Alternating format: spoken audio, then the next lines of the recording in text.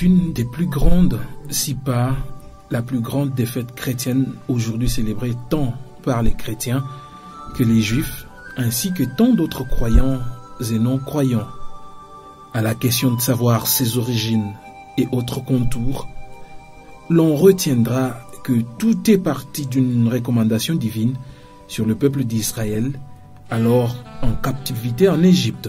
Après une résistance des pharaons jusqu'à la 9e plaie, une 10e était sans doute libératrice. Les écritures bibliques en témoignent la véracité et toutes les modalités dans le livre d'Exode au chapitre 12e. La Pâque, les explications des hommes de Dieu s'avèrent alors très importantes. La Pâque veut dire tout simplement la délivrance,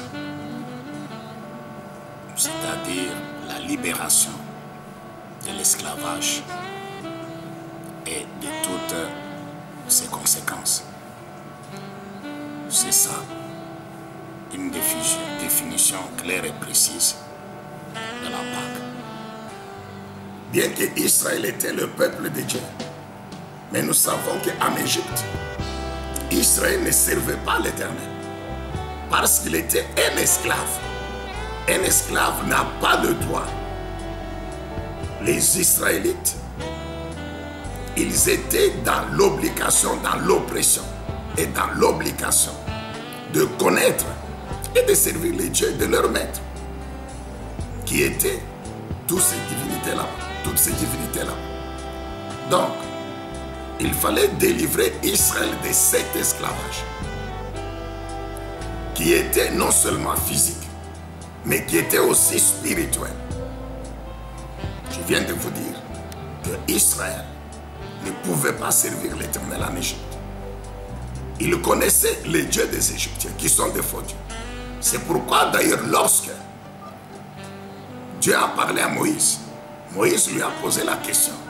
Les dieux, quand je vais aller vers les Israélites, ils me poseront la question, quel est le nom du Dieu, de ce Dieu-là qui est le nôtre, que tu viens nous annoncer et qui nous délivre. Nous savons comment l'Éternel a répondu. Il a dit, je suis celui qui suis. Tu leur diras, le Dieu d'Abraham, d'Isaac et de Jacob m'envoie vers vous. C'est celui-là, votre Dieu. Alors, pour en finir avec Pharaon et les Égyptiens, il fallait la dernière plaie. Pour en finir avec Satan et les démons et les Égyptiens et Pharaon, il fallait la dernière plaie, qui est la mort des premiers-nés, nous savons, et des hommes et des animaux. Cette nuit-là. Maintenant, pour tuer les premiers-nés des Égyptiens, qu'est-ce que Dieu fait? Et préserver les premiers-nés des Israélites. Dieu va ordonner, nous le savons. On n'a qu'à le lire dans Exode chapitre 12. Pour que chaque famille puisse prendre un agneau ou un chevreau qu'il devait immoler. Et prendre le sang qu'il devait tuer et qu'il devait manger. Et prendre le sang, mettre sur les linteaux et sur les portes. Mettre le sang sur les linteaux et sur les portes. Enfin, sur les linteaux et les battants, les montants des portes. Et Dieu dit à Moïse, tu diras aux Israélites que le sang là vous servira de signe. C'est-à-dire quoi? Quand l'ange exterminateur va passer pour tuer les premiers-nés dans chaque maison des Égyptiens, lorsqu'il verra le sang, il va passer outre. C'est pourquoi étymologiquement, par rapport à la racine hébraïque, Pâques veut dire épargner en passant outre. Vous comprenez? Épargner en passant outre. La Pâque, c'est une fête en l'honneur de l'Éternel. Et la Pâque vient du mot hébreu Pasaka qui signifie passer de l'autre côté. La genèse de cette fête, c'est que la Pâque tire son origine d'abord. C'est une institution divine. C'est Dieu d'abord qui l'a établie. Sa genèse, elle tire son origine depuis l'Ancien Testament, quand Israël devait quitter l'Égypte, marcher dans le désert jusque vers la terre promise. Ça a commencé avec les Juifs. C'était avec Moïse. C'était parmi les 7 grandes fêtes que Dieu avait données à Moïse qu'Israël devait commencer à célébrer. Alors Israël célébrait cela le premier jour de leur le premier jour de leur année.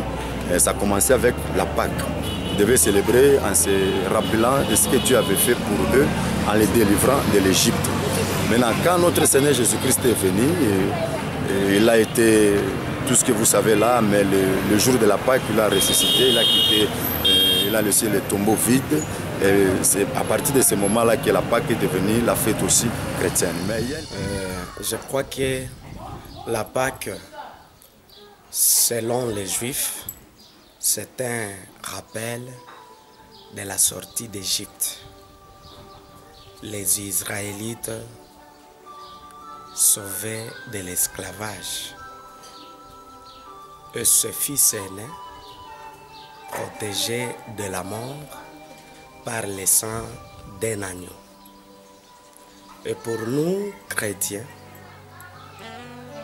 nous nous rappelons de la mort et de la résurrection de notre Seigneur et Sauveur Jésus-Christ.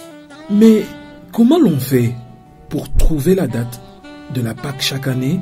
D'après moi, nous suivons le calendrier juif. Parce que la Pâque est venue nous suivons le calendrier juif. Le jour où ils sont en train de célébrer la Pâque, c'est le même jour que nous aussi chrétiens, nous célébrons la Pâque, mais nous pouvons exagérer légèrement pour que cela puisse tomber un certain dimanche. La Pâque intervient entre mars et avril. Pourquoi? Parce que quand on va dans la loi de Moïse, chez les Juifs, ils célébraient la Pâque. Ils célèbrent la Pâque quand? Donc ça coïncide avec le calendrier. Le calendrier est juif. Le calendrier juif qui est différent du nôtre. Vous comprenez? Le calendrier juif est différent du nôtre. Alors, c'est ainsi que pour les Juifs, le premier mois correspond entre mars et avril. Intervient entre mars et avril. Alors, c'est ainsi que l'Église a décidé que l'Église va aussi célébrer sa Pâque entre mars et avril, qui correspond au premier mois du calendrier juif. Après l'ancienne alliance, une nouvelle a été inaugurée par le Christ, et cela au surlendemain de la Passion, d'où une nouvelle façon de célébrer la Pâque, n'est-ce pas? Dans le Nouveau Testament, la Pâque, nous le commémorons parce qu'elle signifie que nous avons été libérés du péché. Jésus-Christ, il s'est donné, il nous a libérés du péché. Nous engageons dans la vie éternelle et vers notre destinée. Lakini Pasaka inakuwa na impact munene sana juu ya mwanadamu. Anafurahi kusema njoo siku Yesu alininunua kunitosha kukutuma wa dhambi na kunipeleka kwake Mungu. Nous reconnaissons les jours où les enfants de Dieu ont été rachetés. C'est-à-dire que dans les temps anciens, quand on parlait de Pâques, c'était le jour où on a immolé les brebis et on a mis le sang sur les linteaux des portes et des fenêtres.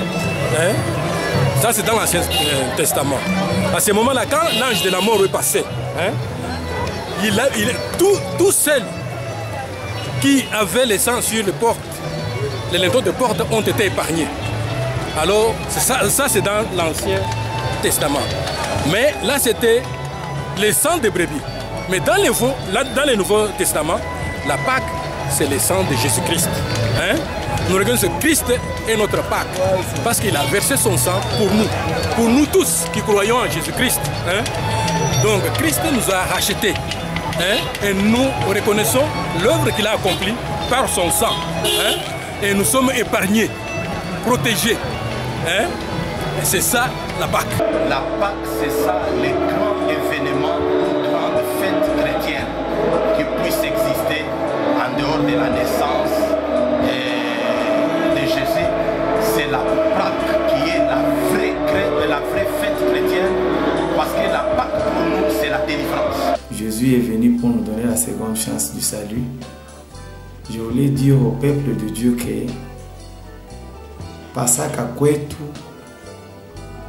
ni tuko na celebre juu ya ukumbusho ya mkombozi wetu Yesu Kristo mwenye alitukufia msalaba juu ya dhambi yetu. Ni kusema Yesu alikuwa kutuonesha njia ya kwa Baba. Bila yeye atukupashe kubaliwa na Mungu. Alijitoa juu ya mimi na wewe tumpokee Yesu. Ni ukumbusho ya mkombozi wetu Yesu Kristo kwa njia mzuri alituchakulia. Qu'à cela ne tienne, plusieurs sont ceux qui essayent de définir à leur manière la Pâque et d'autres en ignorent la quintessence et ne savent pas en apprécier la juste valeur.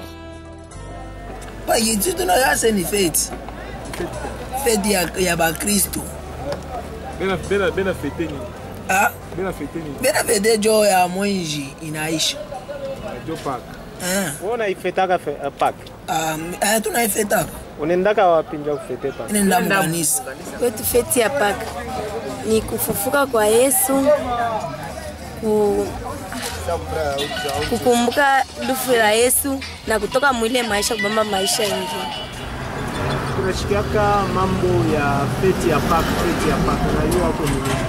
Na fete ya Pâque ni kufa na kufufuka. Ni kufa na kufufuka. Bon, mimi mambo ya Pâque mimi najua ke Pâque ni fete tu kama fete yote. Ndio vile mimi najua. Najua ke ni Yesu ile saa Jésus alitoka munini kama ni mu Yerusalem. Eko nenda nani? Eko nenda kama ni munani?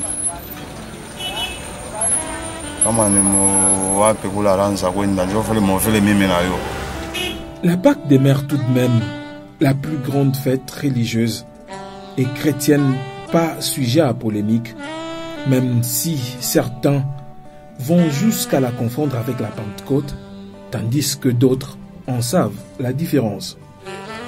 Ni mafeti moja tu presque. Na Páscoa hapa ni feti moja. Pâque na Pentecôte, mimi naona wacha. Unafetaka Pâque? Pâque mimi naifeta. Unaifetaka sasa? Kufete Pâque. Iko pa vile tunafeta ma Noël, mabona, ni feti moja. Pentecôte tunakumbuka sasa vile lufu ya Yesu. Ukitazama lufu ya Yesu deja unaona ni vizuri uifoje uti. Pasaka inasema kufufuka kwa Yesu, lakini Pentekoste inasema ujio wa Roho Mtakatifu, yani siku kanisa ilipoanza. Wanataka Pâque na Pentecote. Unaweza kujua kwa difference? Hata vile mshijue nini. Oui, il y a une différence entre la Pâque et la Pentecôte, parce que la Pentecôte, c'est quand Jésus était parti et puis il a laissé le Saint-Esprit à ses disciples. Maintenant, la Pâque, c'est sa résurrection quand il est ressuscité. Pâque ni kufa na kufufuka kwa Bwana wetu Yesu Kristo. Tandis que Pentecoste ambayo tunasherekea, maana yake kwa Pentecoste ni siku 15. Baada ya Pâque tunahesabia siku 15. Wakati Yesu anapokufa na kufufuka, alipoenda mbinguni akaacha wanafunzi wakabakia hapo, akawaambia mutangojea hadi mtakapopokea uwezo wa Roho Mtakatifu, hapo mtaendelea kutangaza habari njema hadi mwisho wa dunia. Na wakati walipopokea siku ya 15 njo Roho Mtakatifu alishuka kwao na njo siku inaitwa Pentecoste. Quand nous voyons la Pâque, c'est ce que je viens de dire, nous voyons la mort et la résurrection de Christ. Quand nous parlons de la Pentecôte, nous voyons le jour où le Saint-Esprit était descendu sur les disciples.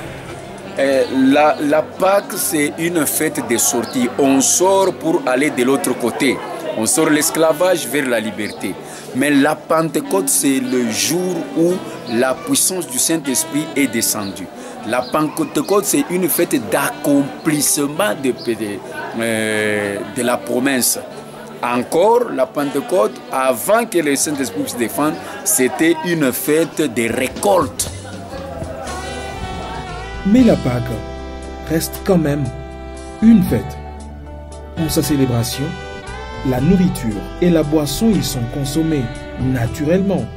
Mais quelle nourriture est-elle vraiment recommandée et quelle en est la signification spirituelle?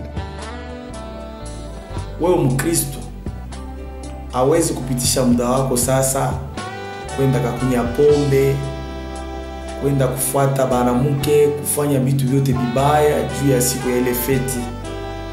Ile siku kwetu sheba Kristo tuko na medite kitu kimoja fulani kiongezeke katika majifunzo yetu, katika neno la Bwana ile tulipokea. Sisi tunapasha kufurahi muhali ya Kikristo. Hatuwezi kufanya kitu kyokyote kile akitaweza kuleta heshima ya jina ya Mungu. Aujourd'hui, quand nous devons vraiment célébrer la Pâque, chacun de nous doit réaliser la délivrance qu'il a connue par rapport au péché. Parce que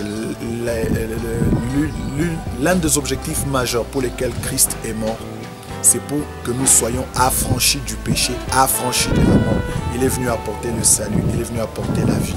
Donc quiconque célèbre la Pâque aujourd'hui, il doit se rendre compte qu'il est affranchi de l'emprise du péché, dont le péché n'a plus son pouvoir sur toi, la mort n'a plus de pouvoir sur toi. Donc c'est seul celui qui est en Christ, qui est affranchi et qui jouit des bienfaits de la Pâque. Seul celui qui est chrétien peut célébrer la Pâque. Si tu n'es pas chrétien, c'est que la mort pèse encore sur toi. Pour jouir de la Pâque, il faut être affranchi du péché, il faut être affranchi de la mort. Bref, il faut recevoir le Seigneur Jésus-Christ comme ton Seigneur et ton Sauveur. L'on notera aussi que l'attitude de celui qui fête la Pâque entre aussi en jeu. C'est tous les jours de notre vie que nous devons célébrer cette délivrance. Vous comprenez? Ça ne veut pas dire que, en dehors du jour de la Pâque, nous vivons comme nous voulons. Mais, le jour de la Pâque, en ce moment, nous nous souvenons que Christ est mort pour nous sur la croix. Et nous agissons en conséquence, non. Christ est mort sur la croix une fois pour toutes. Si l'Église commémore en un jour, c'est simplement pour rappeler. Vous comprenez? C'est pour rappeler. C'est ainsi que même la Sainte Seine, la Sainte Seine, Christ l'a fait une seule fois pour toutes. Mais il a dit, chaque fois que vous allez le faire, vous allez rappeler la croix. Vous comprenez? Alors, quand nous mangeons, nous percevons la Sainte Seine, nous mangeons la Sainte Seine, nous nous rappelons que Christ est mort à la croix pour nous sauver. Par conséquent, nous devons agir donc en conséquence. Vous comprenez? Pour donc nous maintenir dans ce salut, pour entretenir ce salut et avoir maintenant l'assurance de participer à l'enlèvement de l'Église et de vivre effectivement, éternellement avec le Seigneur. Tellement importante dans le monde de la croyance, la Pâque a légué ses initiales aux hommes. Pascal ou Pascaline sont des prénoms qui dérivent du mot Pâques et nous sommes en face d'un Pascal qui croit que ses parents étaient inspirés en le prénommant ainsi. Je m'appelle Pascal bien sûr et je suis né aussi à une période proche de la fête de Pâques. J'ose croire que mes parents, en me donnant ce nom, étaient inspirés et savaient que ce nom était significatif. Et il est toujours aujourd'hui significatif. Bien, on dirait que la Pâque ne s'enferme pas en une simple fête le jour de sa célébration. Elle sévit tous les jours de l'existence de l'homme sur la terre. Purifiez-vous du vieux levain, car vous êtes une pâte nouvelle.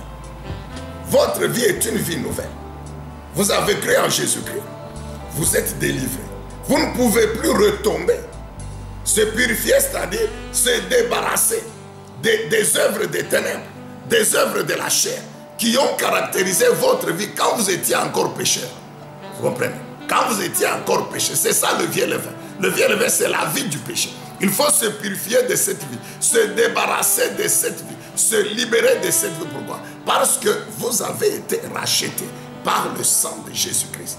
En somme, l'on retiendra que la Pâque, Pascha du latin, Pascha en araméen, ou Pessa dérivé du verbe Passa qui signifie passer au-dessus, est une grande fête dont l'existence est l'œuvre de Dieu lui-même et dont la date de célébration varie et est comprise entre le 22 mars est le 25 avril.